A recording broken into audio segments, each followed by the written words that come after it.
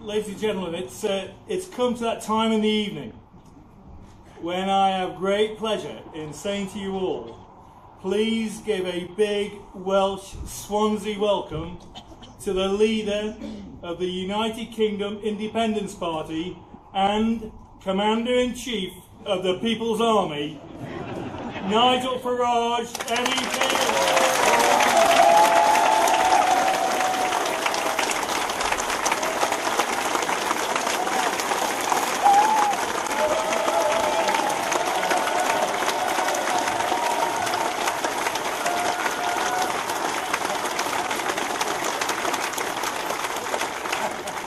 Well, thank you very much indeed. It doesn't get much better than that. Perhaps if I just sort of disappear now. Thank you very much indeed.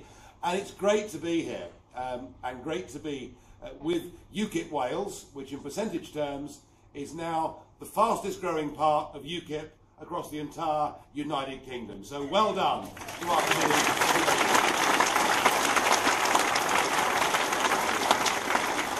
I was here in 2009 for the launch of the last European election campaign, and there were 22 people in the room, and tonight there are 400, and I understand that hundreds of other people who would like to have come have sadly had to be turned away, which gives you an idea, doesn't it, that whether it's in Wales, or England, or Scotland, or indeed now in Northern Ireland, UKIP is connecting with ordinary, decent British people because we're prepared to stand up and debate the issues that everybody else wants to brush under the carpet. That's why we're doing well. That's why we're doing well. Now, it's been a pretty remarkable few weeks in my life, I have to say, and in the life of UKIP. But it all started, really, back in late March, early April. And there's one man who I think has propelled UKIP towards its success.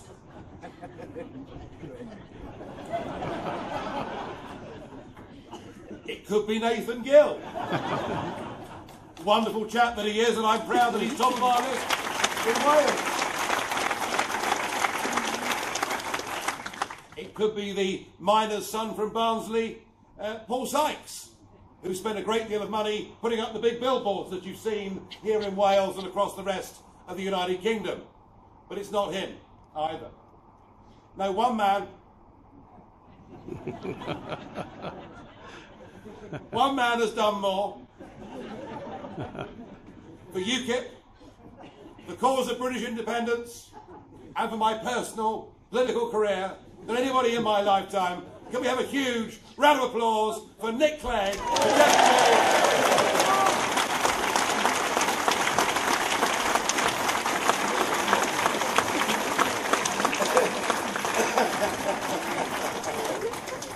They say politics is serious, but you know what?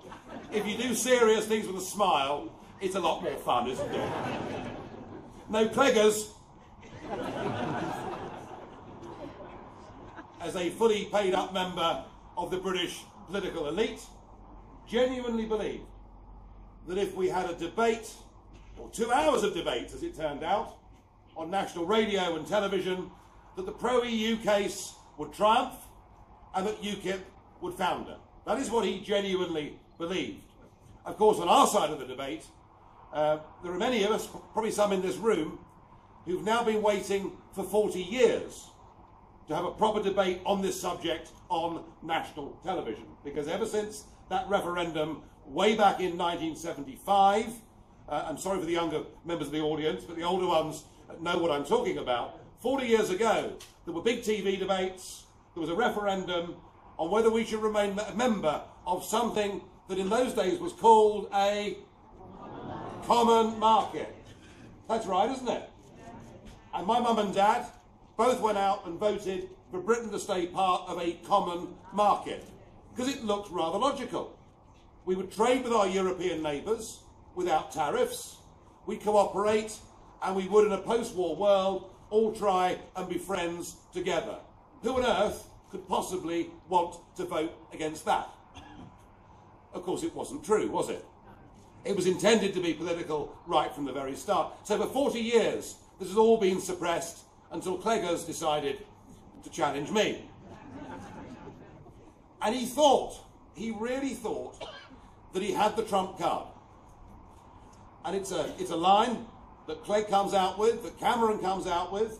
It's a line that Miliband, if he can be even bothered to discuss the European Union, and I say that because anybody that saw the Labour Party's first broadcast last week, 4 minutes 40 seconds of a European election broadcast without mentioning the EU. There's courage for you.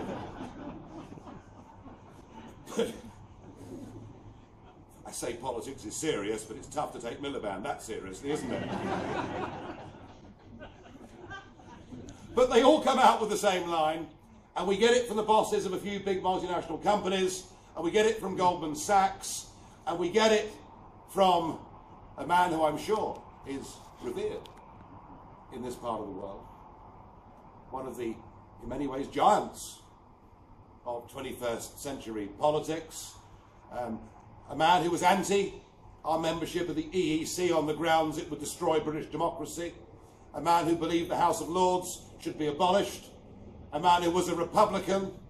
A man who's now really rather wealthy, as is most of the rest of his family. Yes, I'm talking about Lord Kinnock. But isn't it interesting? I'm sure he's very popular here, so I better not say too much.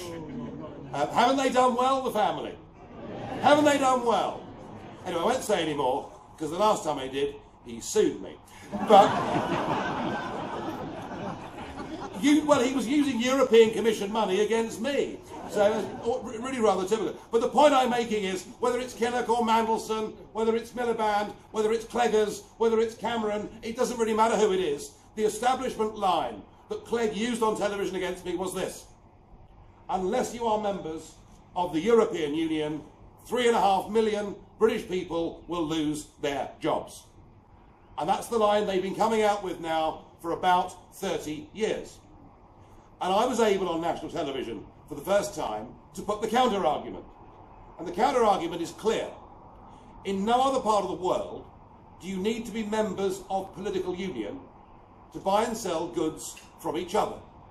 And indeed, unless you've noticed, Nick, China sells a vast amount of produce into the European Union member states without being a member of the European Union. Why is that? Well, the reason is, Nick, that unlike you, I've actually had a proper job and worked in the real world. Because unlike you and the rest of the bunch of college kids that are now running our once great nation, and you know what I'm talking about, people who've been to the same schools, the same universities, done the same degrees. What is it?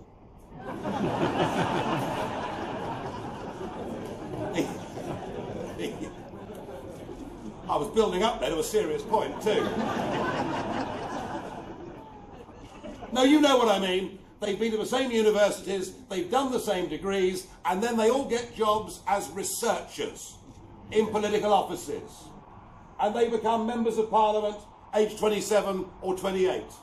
They become cabinet ministers in their early 40s. This nation, in my view, ladies and gentlemen, is now being run by a bunch of college kids who've never done a proper day's work in their lives and don't understand how this country operates.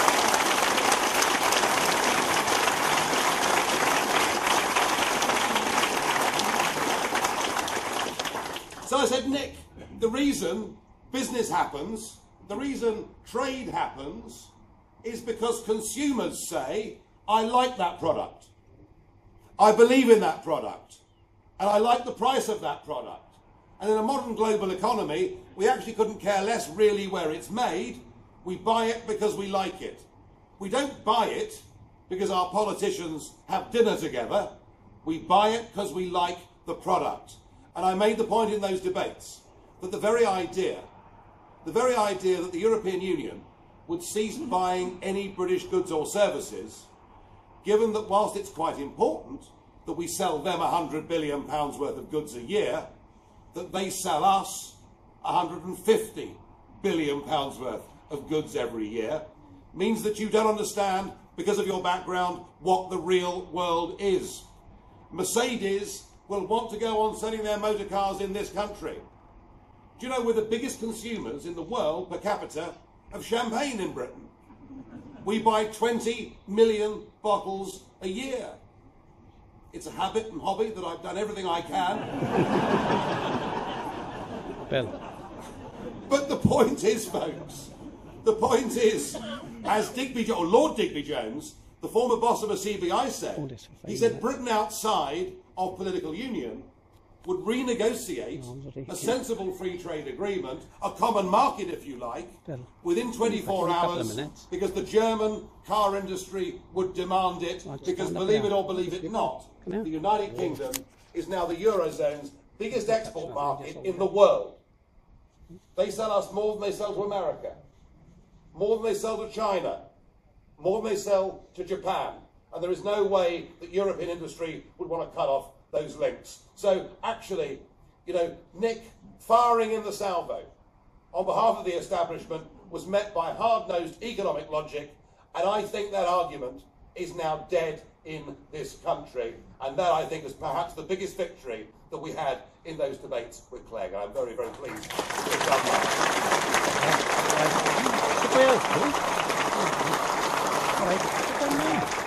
And there was another moment in those debates when Nick talked, and I made sure, by the way, at no point did I say, I agree with Nick. That wasn't going to happen, was it? But there was another point in those debates when Nick said, we have to be part of a big bloc to be able successfully to negotiate trade on the global stage. I remember him saying that. And I turned to Nick to look at him, and he made damn sure he didn't turn to look at me at any point in the 2 hours. And I said, Nick, the problem is, you just don't think we're good enough, do you? You just don't think we're capable of negotiating our own trade agreements. And ladies and gentlemen, this is at the heart of why this country, why all the four corners of this nation of ours have been transferred over to management from Brussels. Our politicians post-Suez simply haven't thought we're good enough to govern our own country, and our message as UKIP is we believe in the British people, we are proud of who we are, and we are damn determined to take back the ability to make our own laws, to hand down to our children and grandchildren the birthright that was bequeathed to us. We want our country back, and we want to be in control of it.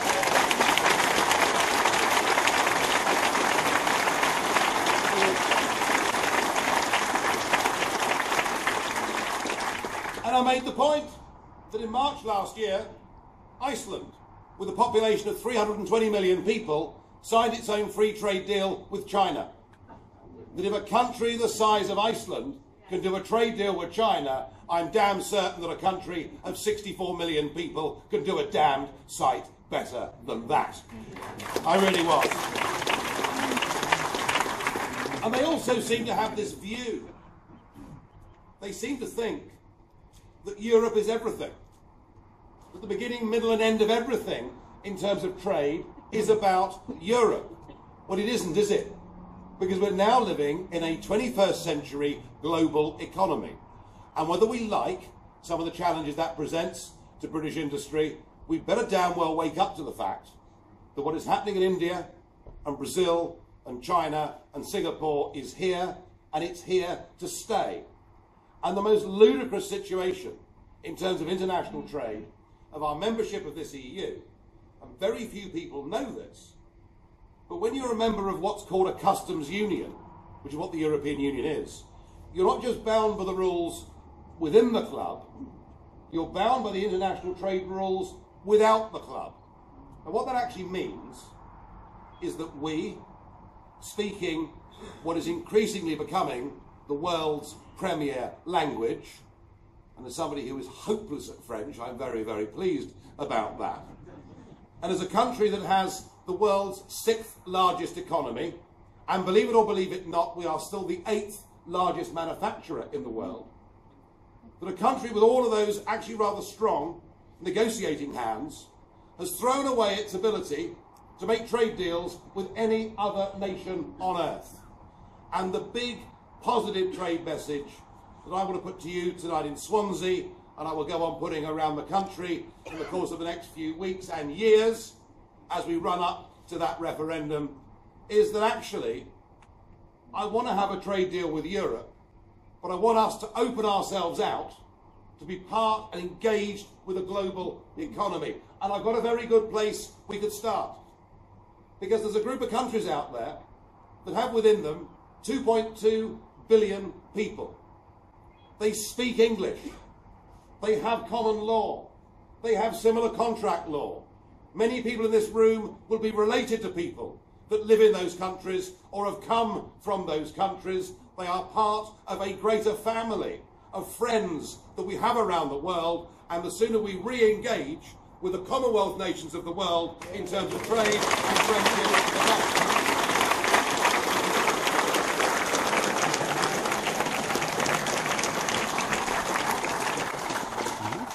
And as far as Wales is concerned, just looking today and thinking about Wales, you know, your gutless political class here, which is mostly Labour, of course, isn't it? And has been. And aren't they doing a wonderful job with the health service in Wales? You must all feel very proud of what the Labour Party is doing. But isn't it amazing, you know, that all the Labour Party will trot out is that, yes, but South Wales has received all this money from Brussels for regeneration projects. I suggest we think a bit less about regeneration projects and rebuilding areas that once had manufacturing industries. I suggest we think about how South Wales once again could be a real innovator and a driver of manufacturing industries. Because one of the things that is killing manufacturing, heavy manufacturing industry in Wales and elsewhere in the UK is that we are signed up as a result of the obsession in Brussels with carbon dioxide emissions. Now look, you know, whether global warming is happening or not as a result of CO2 emissions, I simply don't know. But what I do know is that this country now produces 1.8% of global CO2 emissions.